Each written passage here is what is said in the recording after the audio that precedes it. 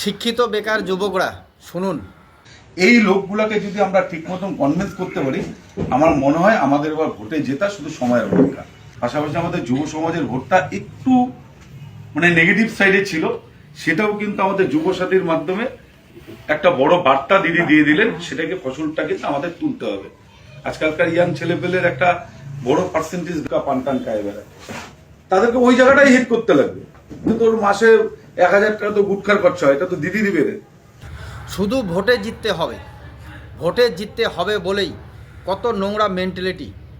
যেটা যুবসাথী প্রকল্পের টাকা দিচ্ছে, সেটা নাকি যুবকদের গুটকা খাওয়ার টাকা দিচ্ছে, এবং ওই জায়গাটাই হিট করতে হবে। মানে শিক্ষিত যুবকদের চাকরি হলো না 15 বছরে, এবং এখন যেটা যুবসাথী প্রকল্প দিচ্ছে সেই জায়গায় হিট করবে শুধু ভোটে জেতার জন্য। এবং মেন্টালিটি কতটা নোংরা, গুটকা খাওয়ার নাকি টাকা দিচ্ছেন। বাহ, চাকরি নেই, গুটকা খাও।